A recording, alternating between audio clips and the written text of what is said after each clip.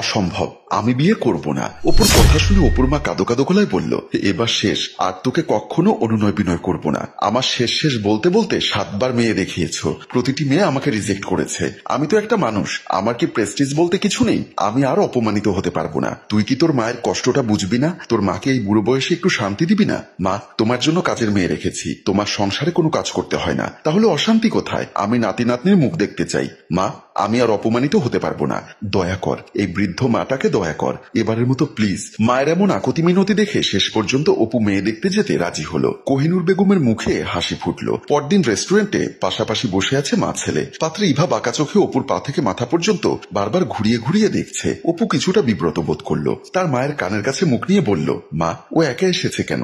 ওর কি মা বাপ নেই? কোহিনুর বেগম অপুর কানের কাছে মুখ নিয়ে বলল, আছে, তারা গ্রামের বাড়িতে গেছে, সেজন্য মেয়ে একা এসেছে। ইভা দুজনের কানাকানি দেখে বলল, আন্টি, আপনার ছেলেকে নিয়ে আসেননি? উনি কি আপনার ভাই হয়? কথাটি শুনে অপুর মেজাজ গরম হয়ে গেল। কোহিনুর বেগম ভেবাচাকা খেলেও বুঝে সে বলল, ওই আমার ছেলে অপু। ইভা আবার উপর থেকে পা থেকে মাথা পর্যন্ত দেখে অবাক চোখে তাকিয়ে বলল, আন্টি, আমার মনে হয় আপনার ছেলে যদি সঠিক সময় বিয়ে করত তাহলে আমার মতো একটা মেয়ে থাকতো। কথাটা শোনার সাথে সাথে অপু বসা থেকে দাঁড়িয়ে গেল। কোহিনুর বেগম অপুর হাত ধরে টান দিয়ে বসালো। অপুর রাগে চোখ লাল হয়ে গেছে। কিছু মনে করো না মা, আসলে অপুর অল্প বয়সেই চুলদাড়ি পেকেছে। আমি মনে করলেও কি আর না করলেও কি, বয়স তো আর লুকিয়ে রাখা যায় না। আব্বু আম্মু রেস্টুরেন্টে দেখা করতে বলেছিল, তাই দেখা করতে আসলাম। আমার মনে হয় আমার বয়সের সাথে আপনার বয়স যায় না, আপনি তার চেয়ে কোনো বয়স্ক ডিভোর্সি বা বিধবা মহিলাকে বিয়ে করতে পারেন। বলে ইভা বসা থেকে দাঁড়িয়ে রেস্টুরেন্ট থেকে বের হয়ে গেল। অপুর আগে ফুসফুস করতে করতে বলল, মা, দয়া করে আমার জন্য বয়স্ক ডিভোর্সি অথবা বিধবা খোঁজ করো। আর কোনো কথা না বলে রেস্টুরেন্ট থেকে বের হয়ে গেল। কোহিনুর ভীষণ লজ্জা পেল। পরদিন অপু অফিসে কাজ করছিল। এমন সময় একজন ভদ্রলোক তার অফিস কক্ষে প্রবেশ করলো। অপু লোকটির দিকে তাকিয়ে জানতে চাইল, আপনি কে? লোকটি অবাক হয়ে অপুর দিকে চেয়ে আছে। অপু একটু অবাক হয়ে বলল, কি ব্যাপার, আপনি কথার উত্তর দিচ্ছেন না কেন? লোকটি অপুর পাশের চেয়ারে বসলো, ফ্যাল ফ্যাল করে তাকিয়ে থেকে বলল, আপনি কি অপু? হ্যাঁ, আমি অপু, কিন্তু আমার তো হিসাব মিলছে না। মানে, আপনার কিসের হিসাব? ঘটক বলল ছেলে ভালো চাকরি করে। সেটা ঠিক আছে, ছেলে দেখতে শুনতে উঁচা লম্বা ফর্সা এবং খুবই স্মার্ট, সেটাও মোটামুটি ঠিক আছে, কিন্তু ছেলে যে বয়স্ক, মাথার চুলদারি সব পেকে সাদা হয়ে গেছে, সেটা তো ঘটক আমাকে বলেনি। এবার লোকটির কথা শুনে অপু বুঝতে পারলো লোকটি হয়তো মেয়ে পক্ষের কেউ, তাই বলল, চা খাবেন? না না, চা খাবো না, আপনাকে তো আমার পছন্দ হয়নি, আপনার চা খাবো না। আচ্ছা ঠিক আছে, তাহলে আসতে পারেন। আপনি তো বেয়াদব আছেন, আমাকে তাড়িয়ে দিচ্ছেন। এখানে বেয়াদবের কি হলো? আমার মতো বুড়ো ছেলেকে আপনার পছন্দ হয়নি, তাহলে আপনি এখানে বসে থেকে আমার সময় নষ্ট কেন করবেন? আমাকে আপনি কনভিন্স করার চেষ্টা করুন। যে ব্যক্তি আমার মাথার পাকা চুল দেখে আমাকে মূল্যায়ন করে, তার সাথে বাড়তি কথা বলা আমি অপ্রয়োজনীয় মনে করি। আপনি এবার আসতে পারেন। বলে লোকটিকে এক প্রকার অপমান করেই অফিস কক্ষ থেকে বের করে দিল। অপুর মনটা খারাপ হয়ে গেল। একটা সিগারেটে টান দেওয়ার জন্য বারান্দার দিকে চলে গেল। বারান্দায় দাঁড়িয়ে অফিস কলিগ সাইফুল সিগারেট খাচ্ছে। অপু পাশে গিয়ে দাঁড়াতেই অপুর মুখ কালো দেখে সাইফুল বলল, কি হয়েছে অপু সাহেব, আপনার মুখ কালো কেন? মুচকি হেসে সে বলল, আপনি আমার মুখ কালো দেখলেন, কিন্তু আমার যে চুলদারি সাদা সেটা দেখলেন না? বুঝতে পেরেছি, আপনি আপনার পাকা চুল নিয়ে খুব টেনশনে থাকেন। কালার করে নিলেই তো পারেন। কয়েকবার কালার করে আরো বেশি বিপদে পড়েছি। আগে অল্প কিছু চুল পাকা ছিল, এখন ফুল চুল পেকে গেছে, যার কারণে আমার অসংখ্যবার বিয়েটাও ভেঙে গেছে। আসলে আমাকে দেখে ওরা বুড়ো মনে করে। কি বলেন, আপনাকে বুড়ো মনে করে? ওদের তো মানসিকতায় সমস্যা হয়তো। অপু ভাই, আমি বুঝতে পারছি আপনার মা আপনাকে বিয়ে করাতে চাচ্ছে, তাই আমি একটা কথা বললে কি রাখবেন?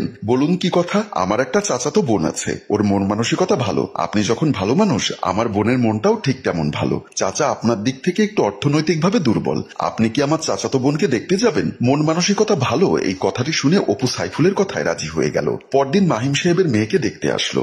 ড্রয়িং রুমে বসলো। এমন সময় মমিন সাহেবের ছোট মেয়ে ঋতু এসে অপুর দিকে অবাক হয়ে চেয়ে আছে। বাবার কাছে জানতে চাইলো, আব্বু, এই ছেলে কি অপুকে দেখতে এসেছে? অপুর মা বলল, হ্যাঁ মামুনি, আমরাই তোমার আপুকে দেখতে এসেছি। ও আচ্ছা, বলে দৌড়ে বাসার ভেতরে চলে গেল। অপু তার মায়ের দিকে তাকিয়ে কানের কাছে মুখ নিয়ে বলল, মা, এ মেয়ে দেখতে হবে না, দেখবে মেয়ে আমাদের সামনে আসবে না, কারণ তোমার ছেলেকে মেয়ের ছোট বোন দেখে ফেলেছে। এখন মেয়েকে গিয়ে বলবে আমার চুল পাকা দাড়ি পাকা, এরপর আর মেয়ে আমাদের সামনে আসবে না, এখান থেকে বিদায় নিয়ে চলে যেতে হবে। চুপচাপ বসে থাক, দেখা যাক কি হয়। ঋতু দৌড়ে প্রিয়ার রুমের ভেতরে ঢুকে প্রিয়ার কানে কানে কিছু কথা বলে। কথাগুলো শোনার পর প্রিয়ার চোখ বড় বড় হয়ে গেল। প্রিয়া আবার ঋতুর কানে কানে কি যেন বলল। কথাগুলো শুনে ঋতু আবার দৌড়ে রুম থেকে বের হয়ে গেল। ড্রয়িং রুমে সবার সামনে এসে ঋতু বলল, আপু পাত্রের সাথে একটু কথা বলতে চায়। অপুর মা হেসে বলল, অবশ্যই বলবে, কেন বলবে না।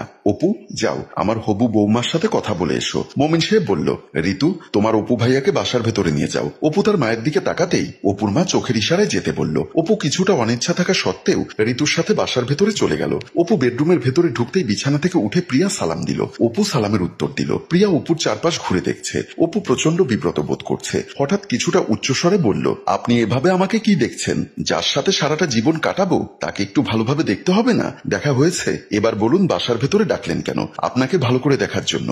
এখন নিশ্চয়ই বলবেন আমাকে আপনার পছন্দ হয়নি। আমার চুল পাকা দাড়ি পাকা আমাকে বয়স্ক বয়স্ক মনে হচ্ছে। কথাটি শোনা মাত্র প্রিয়া তার দাঁতগুলো বের করে বলল, দেখুন ভালো করে, আমার দাঁত একটা কুচকুচে কালো, প্রতিটা দাঁত ফাঁকা, দেখতে খুব বিশ্রী লাগছে, তাই না? এখন কি আপনি আমাকে বিয়ে করবেন? অপু কিছুটা অবাকই হলো। এত সুন্দর একটা মেয়ে, তার দাঁতগুলো কিনা এমন ফাঁকা ফাঁকা কালো? প্রিয়া বলল, আমাকে যতবার ছেলেপক্ষ দেখতে এসেছে আমার দাঁত দেখে তারা আর আমাকে বিয়ে করতে রাজি হয়নি, তাই ছেলেপক্ষের সামনে যেতেও ইচ্ছা করে না। কিন্তু যখন শুনলাম আপনার চুলদারি সব পাকা কিন্তু বয়স বেশি না, আপনাকে দেখতে খুব ইচ্ছা করলো, তাই বেডরুমে নিয়ে আসলাম। অপু প্রিয়ার কথা শুনে অনেকটা অবাক হয়ে গেল। জানতে চাইল, আমাকে কি আপনার পছন্দ হয়েছে?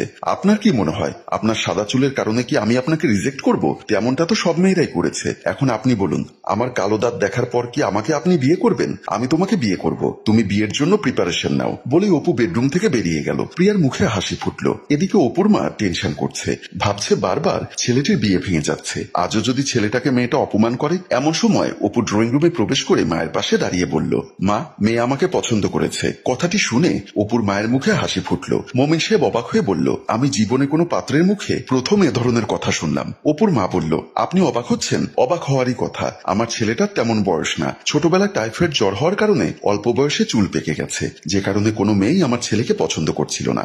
আপনার মেয়ে আমার ছেলেকে পছন্দ করেছে, সেজন্যই আমার ছেলে এমন কথা বলল। মোমিন সাহেব মুচকি হেসে বলল, আমরা মানুষ এমনই, বাহিরটা শুধু দেখি, ভেতরের মানুষটা কেমন সেটা কখনো যাচাই বাছাই করি না। আমি যতটুকু খোঁজ খবর নিয়ে জেনেছি আপনার ছেলেটা অনেক ভালো। ওর চুল সাদা হোক কিংবা কালো হোক তাতে আমার মেয়েরও কিছু যায় এসে না, আমারও কিছু যায় এসে না, মনটা যে ভালো সেটাই উত্তম। এমন সময় ঋতু এসে পাশে দাঁড়িয়ে বলল, এত কথা না বলে বিয়ের আয়োজন করো, অনেকদিন হয় বিয়ে খাই না। সবাই হাহা করে হেসে উঠল। প্রিয় ভিউয়ার্স, আমরা অনেকেই রং বৈষম্য ভেদাভেদ সৃষ্টি করি, যাচাই বাছাই করি না মানুষটার ভেতরের মনটার রং কি। উপরে সাদা ভেতরের মনটা যদি কুচকুচে কালো হয় তাহলে আপনার কপালে অশান্তি লিখা নিশ্চিত, আর বাহিরে কালো ভেতরটা যদি সাদা হয় তাহলে আপনার মতো সুখী এই পৃথিবীতে আর দ্বিতীয় জন নেই। গল্পটি ভালো লাগলে লাইক, কমেন্ট ও শেয়ার করুন। গল্পটির রচনায় ফেরদৌস অপু, পরিচালনায় মোশাররফ হোসাইন মৃদুল, চিত্রগ্রহণ ইফতি হুসাইন, সম্পাদনায় আলমগীর। ধন্যবাদ।